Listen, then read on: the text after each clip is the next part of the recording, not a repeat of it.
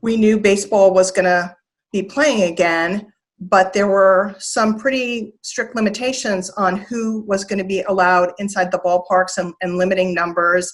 And, also just from a corporate structure, people not wanting their employees to travel for health and safety reasons. So, we were tasked as a group, as a collective group between Dan's group and MLB Network's technology team to come up with a solution to support the RSNs so that they could keep their employees at home but still produce compelling television and have a distinct home and away feed. Let's talk about the model that was used, what worked, what didn't work. Jason Hedgcock, we'll start with you. So I think, interestingly, to give some credit, Jason Taubman at Game Creek Video and I had a conversation late March, early April, where he said, hey, when baseball comes back, could you guys leverage your system to move feeds around? And initially I went, well, maybe. And from that little seed grew what ended up being the RSN model. I think the important thing here is that it was a lot of hard work, but an unbelievable collaborative effort. 34 networks agreeing to a broadcast standard, almost, if you will, in 5 weeks. The amount of conversations, Zooms, meetings, testing, proof of concept, and to be honest, we went into it with only a couple of days to spare, and that model was moving video from a home venue to a visit venue via our Ballpark Cam network. Mobile units parked in the home venue for the home show, mobile units parked in the visit venue for the visit show, and moving those signals around. I could probably take up this whole time talking about the challenges and things that we learned, and I'm sure there's a few folks anxious to chomp at the bit about some of those, but I think overall it got television back in the markets in probably the least painful way, given the restrictions we had with the personnel and how many people were going to be allowed in venues. I think it's also important that the way we did it was in an effort to be as cost effective as possible for both the RSNs and baseball. Dan Blanchard, maybe you can talk a little bit specifically about the architecture. Yeah, absolutely. It was very MLB and MLB Advanced Media before it. We spent a lot of years moving content around for our own purposes, for streaming, for highlights, for on-air live footage. So, moving video over IP is something that we're very comfortable with and have done for a very long time. The logistics of getting the parks ready was an entirely other matter. We did a full replay rebuild, so we were in the process of getting that ready to go also for the first time on that secondary opening day. So we worked very closely with Ariana Talai and Mike McHale's team to really kind of get the pieces in place while they were out on the road driving RVs and all kinds of things across the country trying to get these parks ready to go. And we started to try to look at the tea leaves a little bit and say, all right, what do we think people are going to need? We determined how many paths we wanted to set up, and we had that going. But when you're looking at things like reliability, failover, backup scenarios, things like that, you start trying to figure out which pieces you need to have in place and where you need to have them. So we had it was a whole rush of getting SFPs and decoders and just moving things around to make sure that the assets were where they needed to be for that that opening volley of the summer training games in July.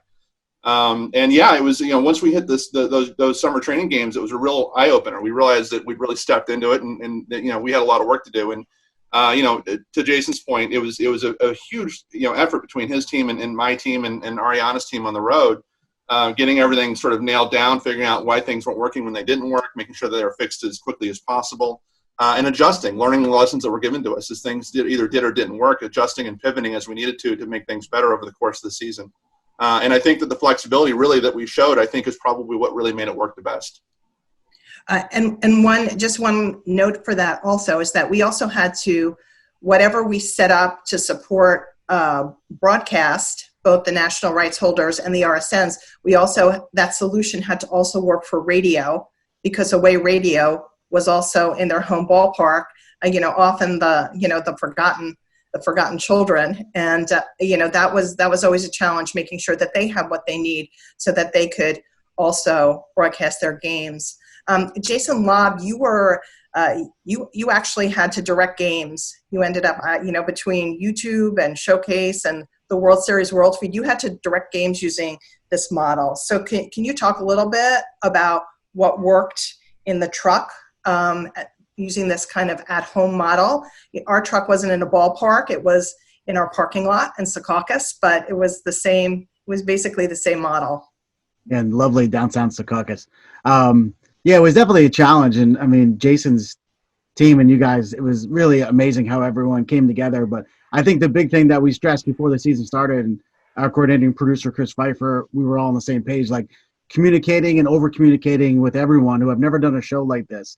Few of us had done shows like this before. I did 10 years of tennis with CBS as a world feed. So taking feeds, that was new for a lot of people. So doing that and then trying to, think about how we do baseball with 2 cameras was a big adjustment. And then also, you're outboarding graphics, tape guys, different people in the building, and you're used to having them in the truck with like a nonverbal kind of communication. So that was a big thing. We had to adjust our show a little bit, but I mean, most people thought our show was, looked same. We were able to use our studio in the building, which was great. Having some different talent do stuff. We were able to feed monitors. That was definitely, early on it was a lot of games in a short amount of time that we're not used to, a lot of us aren't used to doing. But the way everyone kind of came together, the conference calls, like Jason said, there was very helpful, but all the paperwork he put together, that all the regionals came together. We had Zooms with East Coast, West Coast, Central. It was really great team effort. Everyone, we just worked through so many problems. There were still problems when we started. There were still issues that came up, but I think we were really prepared to start the season more than I think anyone expected us to be. Yeah, I think that was one of the true positives that came out of this. We spent hours and hours and hours on Zoom calls, and MLB Broadcasting wisely separated it out by how the regions were separated out for the season, which because they kept all the clubs, all the regional, so to minimize travel.